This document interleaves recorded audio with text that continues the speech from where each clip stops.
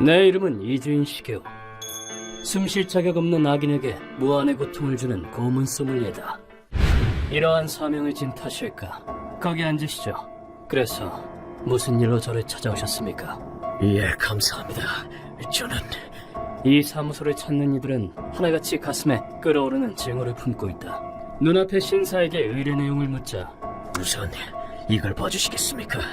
그는 나무 상자를 열어 소량의 머리카락을 내게 보여주었다. 고급스러운 상자군. 오동나무로 만든 건가? 의뢰인에게 그만큼 귀중한 것이란 뜻이겠지.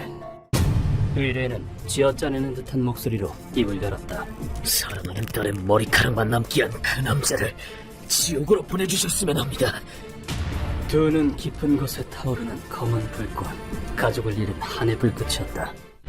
의뢰인의 이름은 사토자키. 그에겐 반년 전까지만 해도 외동딸이 있었다. 아빠, 술 적당히 마셔. 왜? 우리 딸 얼굴 보면서 마시는 술이 얼마나 맛있는데? 아빠도 참, 내가 무슨 술안주도 아니고. 그 당시 딸은 갓 스물이 된 청년이었다. 의뢰인의 아내는 딸이 어렸을 적에 케이코, 안 돼!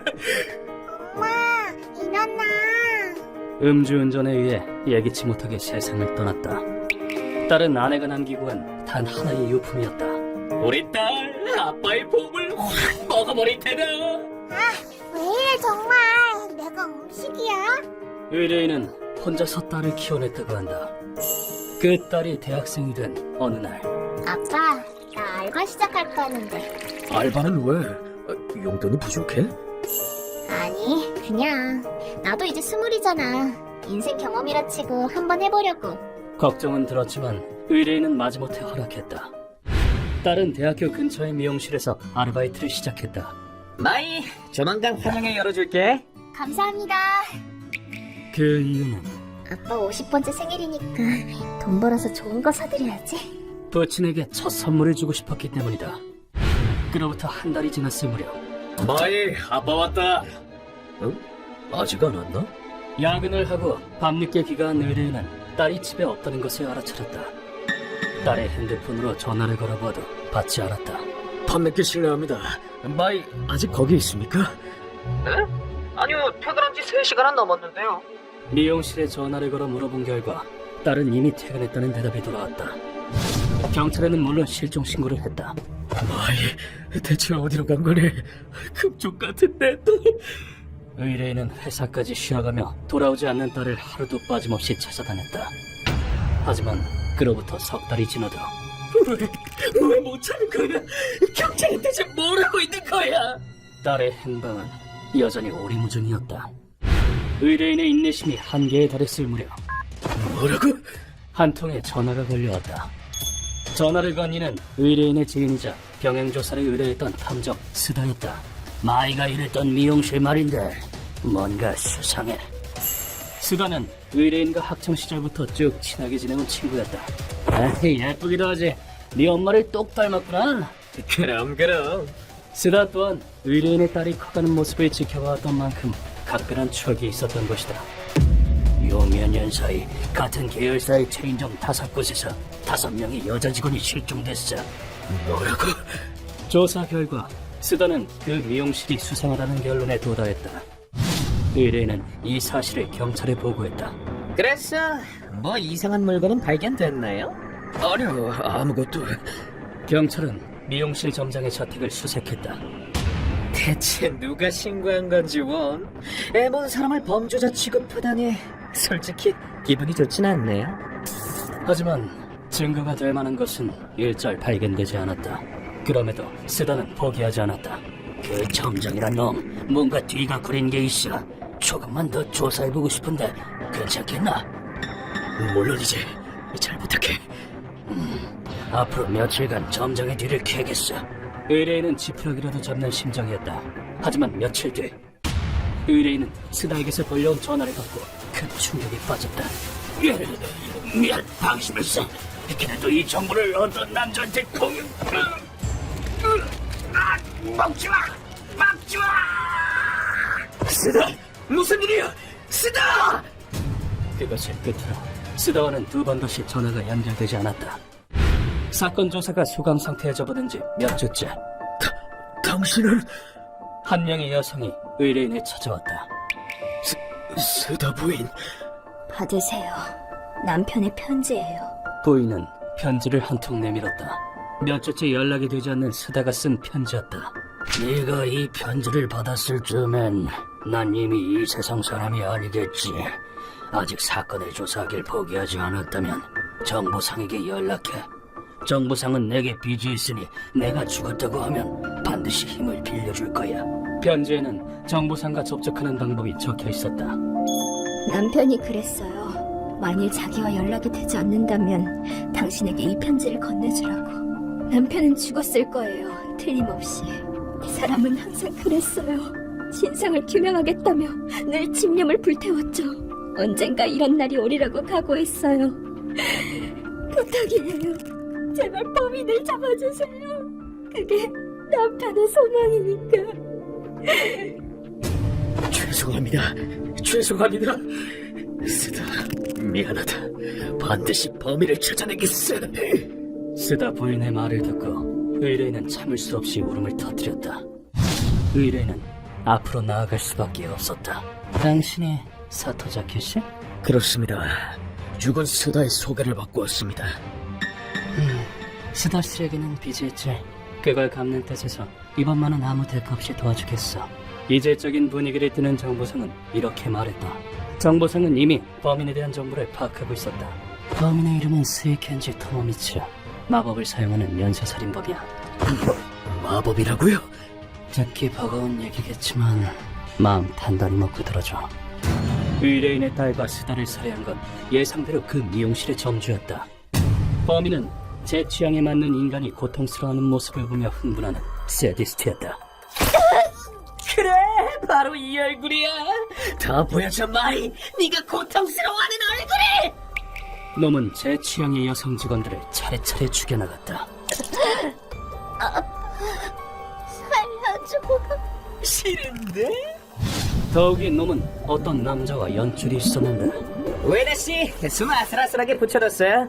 이번에도 잘 부탁드립니다. 그래요. 저야 보수만 넉넉히 받으면 그만이니까 서로 윈윈 아니겠습니까?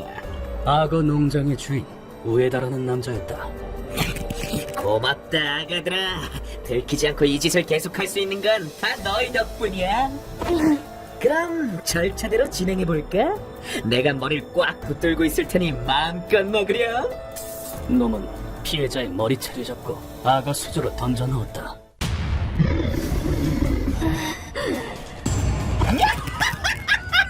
그래, 바로 이거야! 놈은 시체를 비롯한 모든 범행의 증거를 악어 뱃속에 인멸했던 것이었다. 범행을 들키는 건 바보들이나 하는 짓이지. 난 그런 멍청한 놈들과는 달라. 완전 멈춰군요. 이번에도 감사합니다.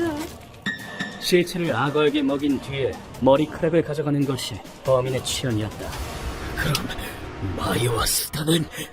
그래, 악어에게 먹혀서 시체도 남지 않았어. 말도 안 돼. 어떻게 그런 짓을? 의뢰인은 피가 펄펄 끓는 듯한 분노를 느꼈다. 그때 정보상이 지퍼백 하나를 꺼냈다.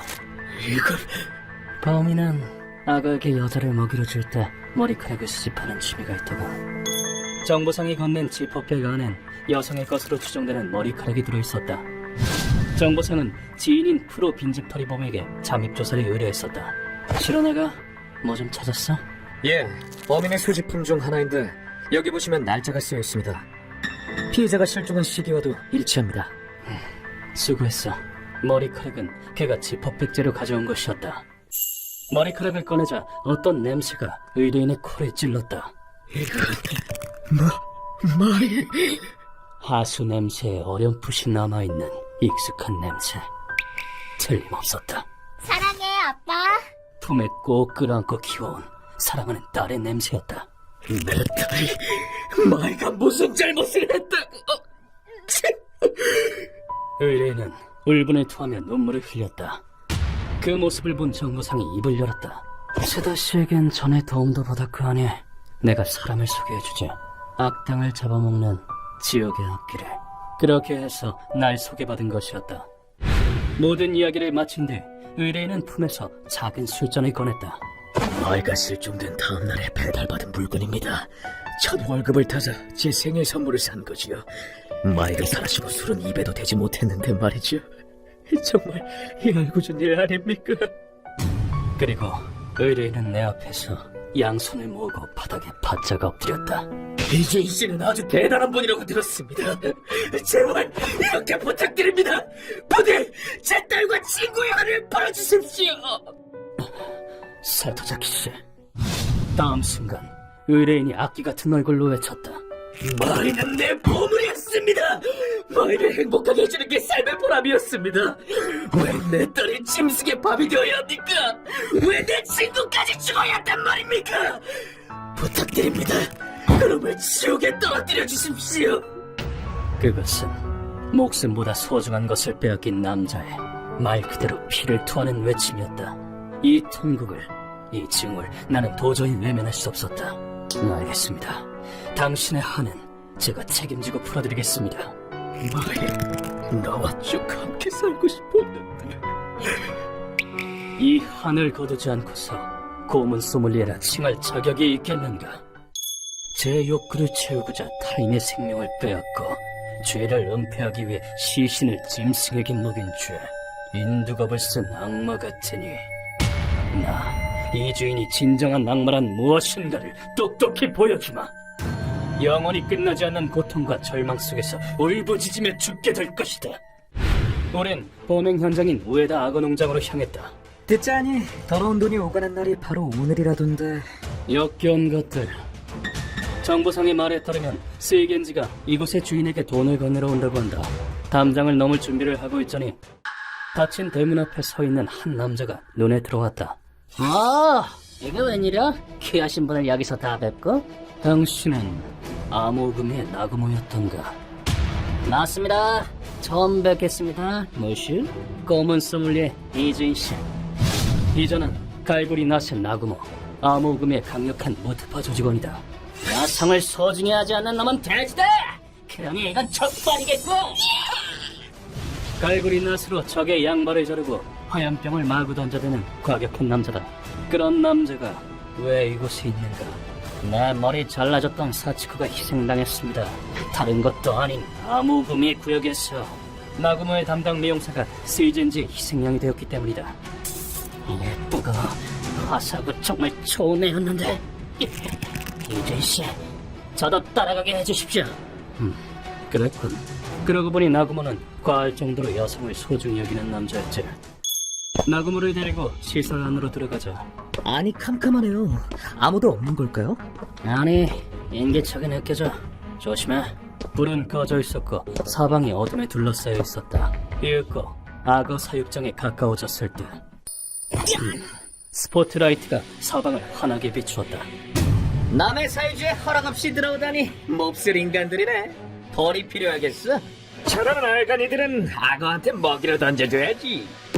세이젠지와 악어 농장 주인 우에다가 눈부신 불빛을 등지고 서서 우린 내려다보고 있었다. 그나저나 살인귀 주제에 누구더러 몹쓸 인간을 운운하는 건지 기가 막혀서 실수가 나올 지경이다. 욕망에 미친 살인자 따위가 웃기고 있군. 우리에게 벌이 필요하다고 했나? 그럼 넌 어떻지? 내가 살인자라고? 그런 증거가 어디 있는데? 내가 반론하자 놈은 당당하게 시치미를 뗐다. 그러자 나구모가 분노에 찬 목소리로 소리 질렀다. 야쿠자에게 증거 따윈 필요 없다! 여성들을 살해한 죄는 죽음으로 갚아라! 놀리고 뭐고 없지만 나구모의 말이 맞았다. 엄청난 광기다. 거기다 이 극한의 집중력. 제대로 발동이 걸리니 무시무시하군. 나구모의 말에 세이젠지는 어이가 없다는 듯이 어깨를 으스겨 보였다. 야만인의 논리는 정말 못 들어주겠네. 그래서 야만스러운 너에게 딱 맞는 상대를 준비했지. 세이젠지의 그 말에 전방에서 처벅처벅거리는 소리가 들려왔다. 이윽고 어둠 속에서 나타난 것의 정체는 인간보다 더 큰 체구를 자랑하는 두 마리의 악어였다. 거대 악어 두 마리를 미리 수조 밖에 빼놨지. 우리를 의심한 놈들은 한 명도 남김없이 잡아먹겠단 말씀? 그래, 그 탐정처럼 말이야. 악어들은 몹시 굶주렸는지 일말의 망설임도 없이 우리를 향해 달려들었다. 맹수들이 사납게 달려드는 가운데 나그모는 이것들이 감히 사치코를 잡아먹었겠다.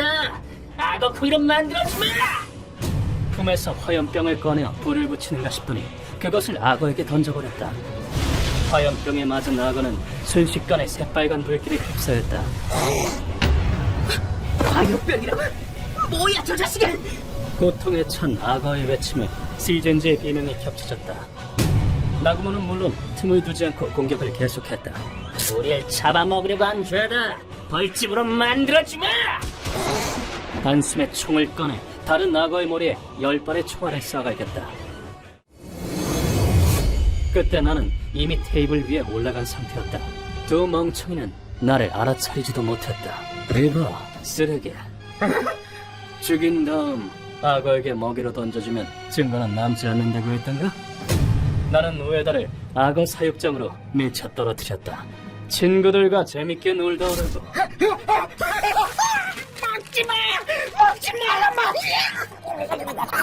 더러운 돈을 탐낸 대가로 놈은 순식간에 악어의 위장 속에 들어가게 되었다. 다음 순간 나그모가 강력한 어퍼컷으로 세이젠즈를 날려버렸다. 사치코의 원수, 이거나 먹으라! 이준씨, 이놈은 당신에게 양보하겠습니다. 지인의 원수 아니었나? 정말 나한테 넘겨도 괜찮겠나? 나보다는 이주인 씨가 저놈을 더 잔혹하게 죽여줄 것 같아서요. 사치코! 기묘한 선이긴 하다만 아주 잘 알고 있지 않은가? 우리가 세이젠즈를 고문실로 옮기자. 협력에 감사한다, 리에이. 오늘은 표적이 미쳐 날뛸 때까지 철저하게 몰아붙인다. 아, 무서워라. 그치만 우리 애들도 배가 많이 고플 테니까. 청술사 리헤이가 이미 고문 준비를 마쳐두었다. 나는 아직도 색색거리며 자고 있는 놈의 얼굴이 일어나, 쓰레기! 발 뒤꿈치로 찍었다. 위기감도 없이 처자는 꼴이 역겹게 짝이 없었다. 언제까지 잘 거냐? 날 너무 화나게 하면 너만 손해일 텐데.